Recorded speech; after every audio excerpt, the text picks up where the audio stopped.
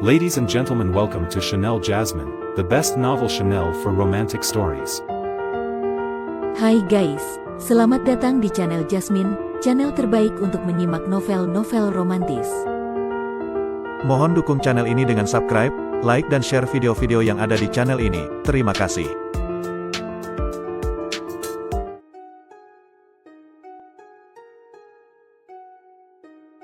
Perintah Kaisar Naga bab 4861-4862. Pada saat yang sama, seekor naga emas perlahan muncul di punggung Dev, dan tekanan darah yang mengerikan mulai menyebar di daratan tanah tanpa harapan. Semua orang merasakan tekanan naga emas, dan wajah mereka berubah lagi dan lagi. Melihat pemandangan ini, alis Huo Zhao langsung mengernyit, dan dia menatap Dev, sangat terkejut. Sungguh, tekanan darah ini benar-benar mengerikan. Pada saat ini, perasaan tidak enak muncul dalam hati Huo Zhao. Dev ini sama sekali bukan seorang kultivator manusia. Darah naga emas di tubuhnya sungguh mengerikan. Siapakah sebenarnya orang ini? Huo Zhao memandang Huo Zhenfeng yang tidak jauh dan bertanya.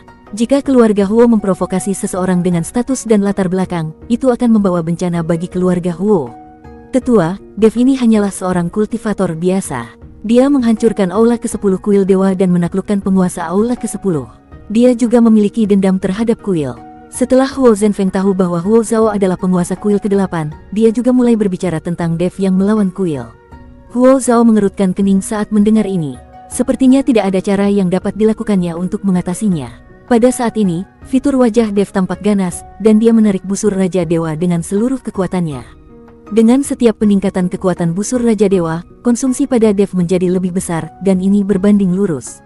Namun, Dev baru saja menerobos dan menaiki dua alam kecil dalam satu tarikan napas, yang memungkinkan Dev menarik busur Raja Dewa lagi. Tali busur ditarik, dan bulu anak panah hitam perlahan terbentuk di busur Raja Dewa. Dan saat bulu anak panah terbentuk, aura mengerikan bergetar antara langit dan bumi. Melihat busur Raja Dewa di tangan Dev, ekspresi Huo Zhao berangsur-angsur menjadi serius. Dia menatap Dev lekat-lekat dan perlahan mengepalkan tangan kanannya.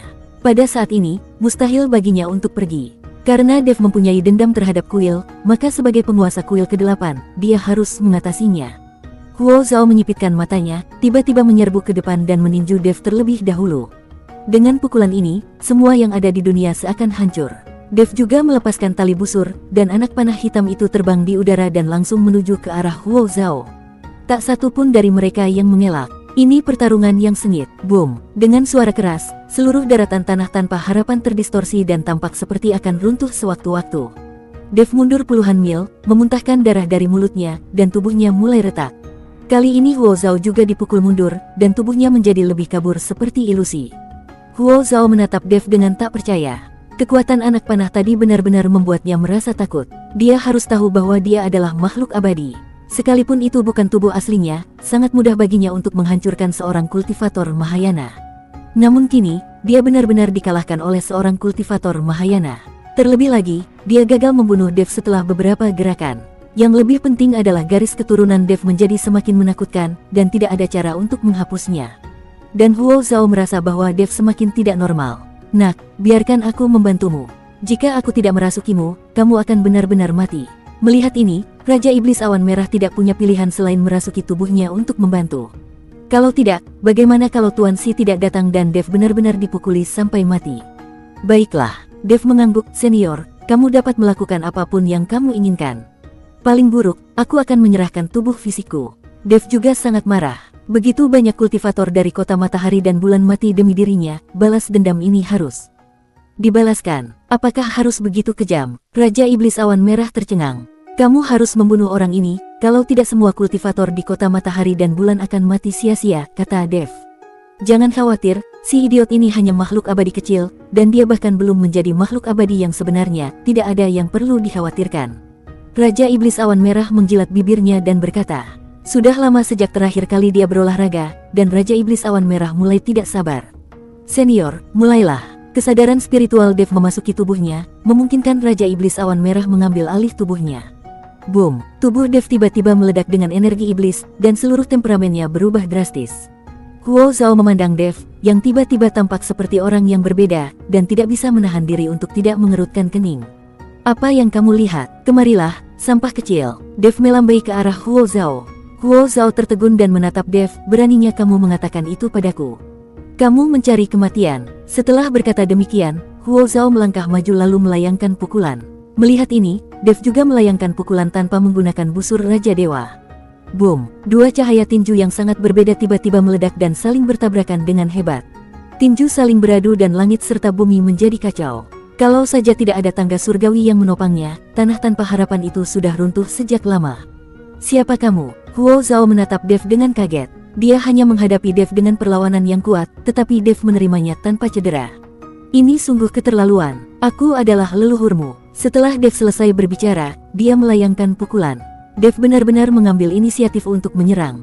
Ini terlalu sombong. Huo Zhao juga menjadi cemas. Bagaimana mungkin dia memalingkan mukanya ketika dimarahi oleh seorang kultivator Mahayana?